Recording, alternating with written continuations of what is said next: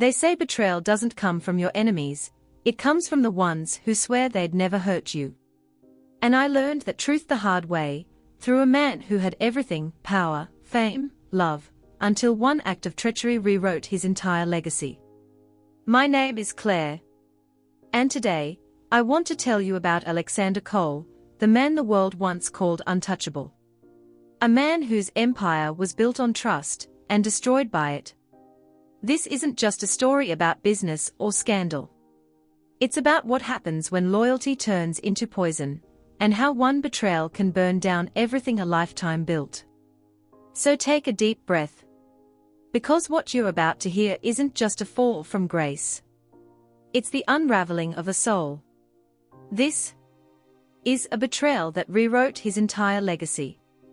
Before the world saw his collapse, they saw perfection. Alexander Cole, the visionary, the reformer, the man who rebuilt an entire nation's faith in leadership. To the cameras, he was untouchable. Every word he spoke carried weight. Every smile, every pause, was studied, admired, and replicated. He was power, refined, controlled, unstoppable. But power doesn't just attract followers. It attracts shadows. Behind closed doors, Alexander wasn't the man the world worshipped. He was human, flawed, lonely, and quietly tired of being a symbol. He wanted to be seen for who he really was, not what everyone expected him to be. That was when Elena Ward entered his life. She wasn't just his political advisor. She was his confidant. Sharp, composed, and daring enough to challenge him when others wouldn't.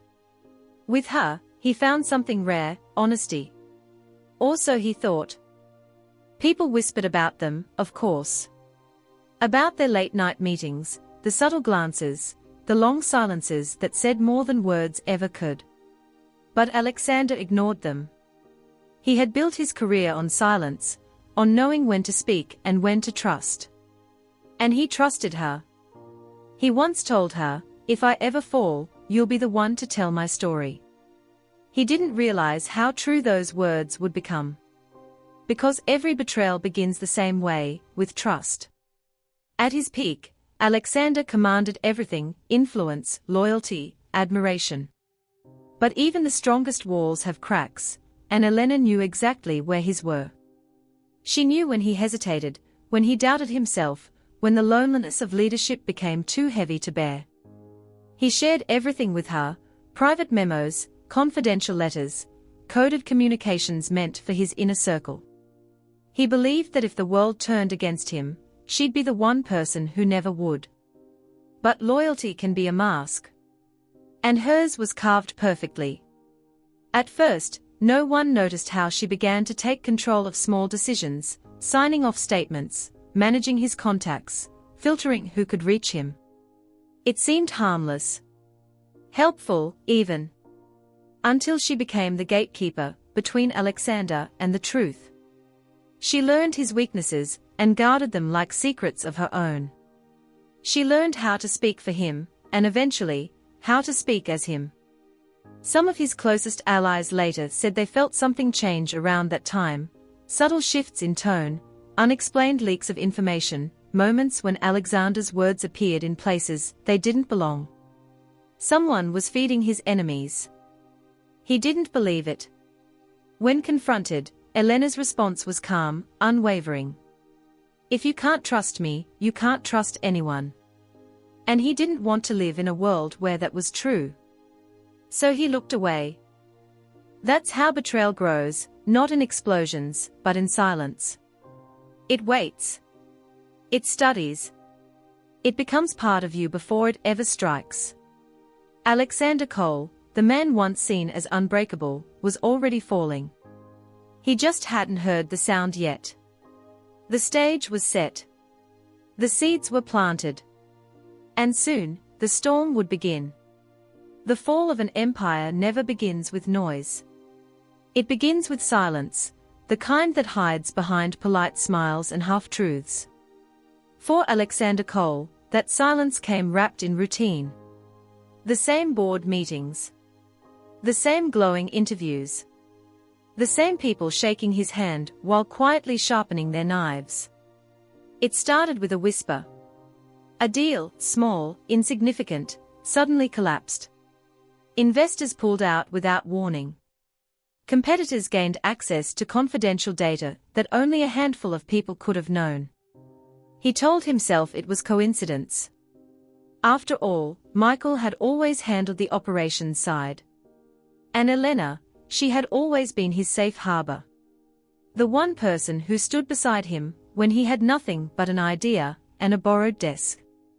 But as the weeks passed, the coincidences piled up: misfiled contracts, double-signed authorizations, private numbers appearing on unfamiliar accounts. Then came the leak. A major merger, the one project meant to cement his company's future, was exposed to the media days before the official announcement. Competitors swooped in, the stock plummeted, and the public began to question the invincible name of Alexander Cole. He didn't sleep that night. He sat alone in his study, staring at the skyline he helped design. For the first time, it didn't look like a monument to his success. It looked like a city built on trust that no longer existed. He summoned Michael the next morning. Michael arrived calm, collected, too calm. He blamed a rogue employee, promised an internal audit, and offered to handle the crisis personally. And Alexander, still believing in friendship, in loyalty, in shared history, let him. Because when betrayal is close, it doesn't wear a mask. It wears a familiar face. Days later, a journalist reached out to Alexander privately. A whisper of something deeper. Documents, confidential filings, connecting Michael Rhodes to a newly formed holding company. Shell accounts. Offshore transfers. Money quietly disappearing from Alexander's empire. At first, Alexander thought it was fraud. But the journalist's final message changed everything. Your wife's name appears on the registration papers. The world around him seemed to tilt. He called home. Elena didn't answer. He called again. And again. When she finally did, her voice was trembling. Not with fear, with guilt. Alex, please don't come home yet. He didn't listen. He drove through the night, his mind a blur of disbelief and dread. When he reached the house, the lights were still on. Elena sat at the kitchen table, eyes red, a folder between her trembling hands. Inside were documents, bank transfers, property titles, contracts, all signed. By her. By Michael. Every signature a knife to his chest. He stared at them in silence, unable to speak. She tried to explain, said it started as business, that she only meant to help him, that it became something else, something she couldn't stop. But the words dissolved in the air, meaningless against the weight of what she had done. When he asked her if she loved Michael, she couldn't answer. And sometimes, silence is the loudest confession of all. By morning, the world already knew. Leaked photos. Hidden recordings. His wife and his partner, together, in business and beyond. The tabloids didn't just report it. They feasted on it. Headlines screamed betrayal. Late-night shows mocked his downfall. The man who once commanded respect was reduced to a tragic punchline. Board members distanced themselves. Investors called for his resignation. In 24 hours, he went from architect of the modern era to the fool who trusted too deeply. And in the echo of his humiliation, Alexander realized something devastating. He hadn't just lost a company. He had lost the meaning of his own name. Because sometimes, when the people you love betray you, they don't just steal what you built. They steal the part of you that believed it was unbreakable. In the days that followed, Alexander Cole disappeared. Not physically, his body was still there, sitting through meetings, walking through rooms, but his spirit was gone. The man who once filled every space he entered now moved like a shadow inside his own life. Reporters camped outside his gate. Former allies turned statements into distancing speeches. The board voted him out of his own company in less than a week. And in a single press release, his entire empire, his identity, was stripped from him. He didn't fight it. He just signed the papers, handed over his access codes, and walked out of the building he had designed, brick by brick, from nothing. Not a single person followed him out. The world moved on, as if greatness was a rumor they'd outgrown. At home, the silence was unbearable. Every room felt haunted, not by ghosts, but by memories that refused to fade. Photos of happier years lined the walls, mocking him with what used to be. Elena's perfume still lingered in the air, a scent that once meant comfort, now a cruel reminder of how love can rot when trust dies. He tried to destroy the photos once, took a box of them to the fireplace. But when he struck the match, his hand trembled.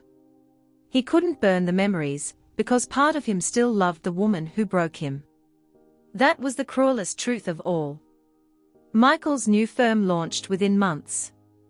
It wasn't just successful, it was celebrated. The media called it the next generation of leadership. And when photos surfaced of Michael and Elena attending a charity gala together, smiling, hand in hand, the headlines didn't read betrayal. They read a new beginning.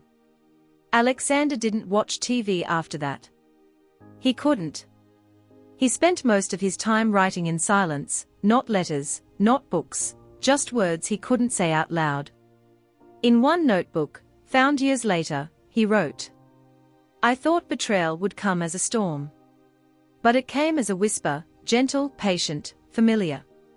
I didn't see the knife until I was already bleeding." The world, hungry for spectacle, called him a fool. A man blinded by loyalty. A tragic figure who built empires, but couldn't see the cracks in his own foundation. Scholars debated whether his genius was ever real, or if it was just a byproduct of luck and timing. History rewrote him, the same history that once crowned him the architect of a new era. Now he was the collapse. A case study in naivety. A warning taught in business schools under the chapter title, "When Trust Kills Power." And yet, amid the humiliation, there was still one truth untouched. No one could take away what he had already built. The towers. The innovations. The dreams that had lifted thousands. They still stood. Even if his name no longer did. He started walking at night, through the streets he once owned, now just another face in the crowd. And in those walks, he began to notice something strange. People still recognized him. But not with scorn. Some nodded quietly. Some smiled. A few even whispered, "You built this." For the first time in months, Alexander felt something that resembled peace. Because maybe, just maybe, legacy isn't what the world remembers. Maybe it's what survives in the silence, long after the noise has faded. Still, behind that calm, one question kept haunting him. Why? Why had the two people he trusted most turned against him? Was it greed? Envy? Or something darker, something that had been growing for years while he looked away?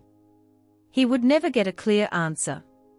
But that question, that ache of not knowing, became the quiet fuel for what came next. Because what the world didn't realize was that Alexander Cole wasn't finished. He was broken, yes, but not destroyed. And in that brokenness, something new began to take shape. Not a comeback. Not revenge. But something far more dangerous to those who wronged him, clarity. It started with a letter. Not to Michael. Not to Elena. But to himself. Alexander wrote, "If they took everything I built, let them. But I refuse to let them take me." And with that, the silence broke. He vanished from the public eye. No interviews. No appearances. No statements. Just disappeared. For nearly 2 years, the world forgot him. The tabloids stopped speculating. The news cycle found fresher scandals. And the name Alexander Cole became something people half remembered, like an echo from a different time. But in that absence, something remarkable happened. He began to live like a man who no longer needed to prove anything. He moved to the outskirts of the city, small town, quiet air, no reporters. He grew a beard. Started taking long walks again. Talked to strangers who didn't know or care who he was. And for the first time in decades, he stopped trying to fix the past. He just listened. He met people who'd lost everything, families torn apart by bad business, friends ruined by betrayal, dreamers who'd gambled their futures and lost. Each story, each scar, mirrored his own in fragments. And somewhere in those shared wounds, a new idea began to form. Not an empire this time. A sanctuary. He called it the Rebuild Initiative, a small foundation for those shattered by failure, deceit, or loss. Its mission was simple. To remind people that collapse doesn't mean conclusion. At first, it was nothing but a few chairs in a rented hall. But word spread. One person became 10. 10 became hundreds. Soon, people were flying across continents to hear him speak, not about success, but about surviving what success destroys. And when he finally stood before them, after all those years of silence, his voice was calm, different. He said, "You can rebuild walls, reputations, and fortunes. But rebuilding trust in others and in yourself, that's where the real work begins." The audience didn't clap right away. They just sat there, still, emotional, some in tears. Because every word came from a place the world rarely sees, the ruins of someone who once had everything. He never sought revenge. He never named his betrayers. Even when journalists begged for the truth, he refused to sell his pain for a headline. When one reporter asked, "Do you forgive them?" he simply said, "Forgiveness isn't for them. It's for me." Behind closed doors, though, the scars still burned. There were nights he'd wake up sweating, dreaming of Elena's voice or Michael's handshake. Sometimes he'd catch himself rehearsing what he'd say if he ever saw them again. The anger, the grief, the words that had stayed trapped in his throat. But he never did see them. Because in truth, he didn't need to. Every person who walked into the Rebuild Initiative, every life saved, every dream rekindled, was a quiet victory they'd never understand. They had taken his empire, yes. But he had taken back his soul. Years passed. The foundation grew into a movement. His talks spread online, reaching millions who had no idea of the man's former life. To them, Alexander Cole wasn't a fallen mogul. He was a teacher. A philosopher of redemption. And when a journalist once tried to reintroduce him to the world as the king who rose again, he laughed softly and said, "No. The king is gone. Just a man remains. And that's enough." But in the quiet corners of his mind, one question still lingered. Had Elena and Michael found peace too? He didn't know. He didn't ask. Because sometimes, the greatest revenge is peace, the kind that doesn't need to be seen, only lived. The years would pass. The world would change. And though Alexander's fire dimmed with age, his legacy began to take a new shape, not of power, but of meaning.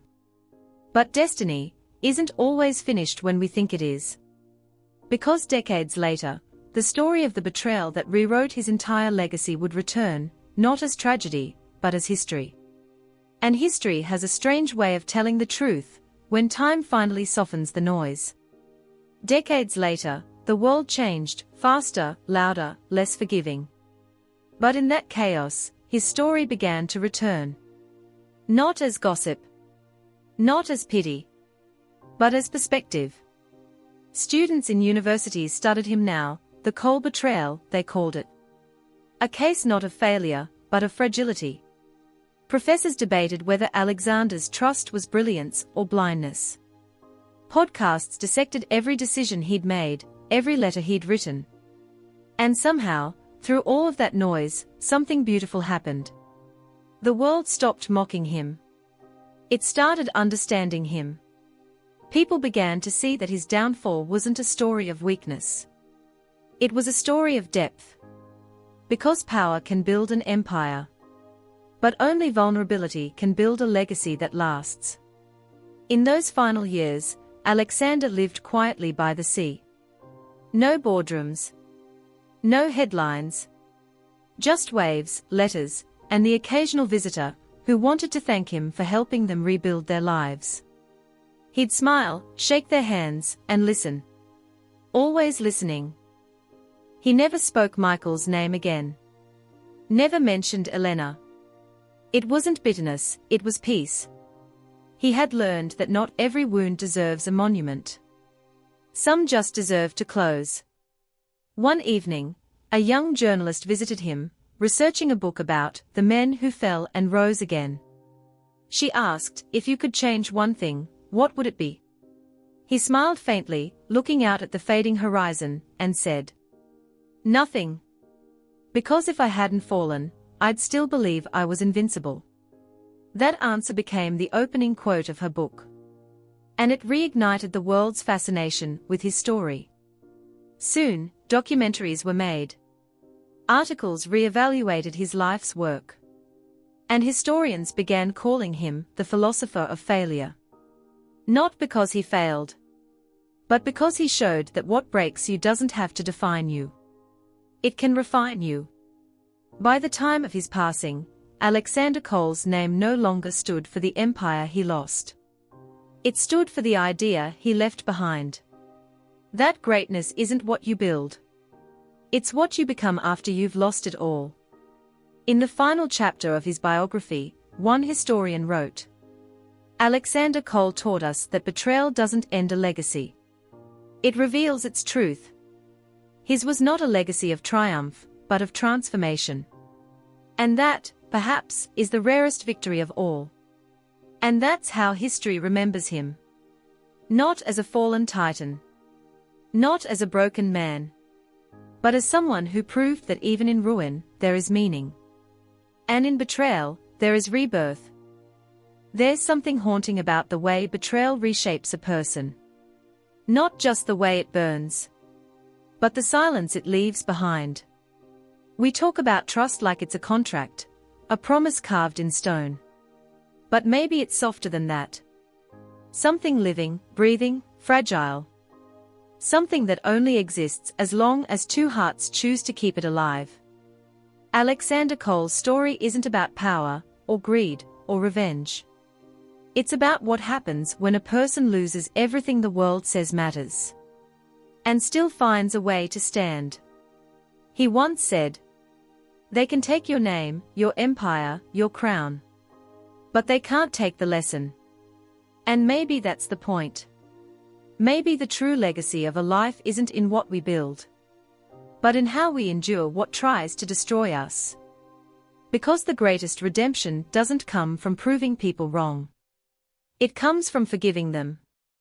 And still choosing to rise.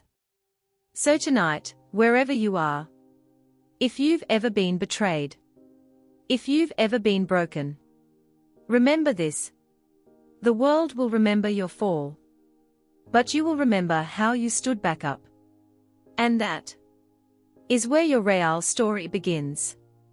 There's something haunting about the way betrayal reshapes a person.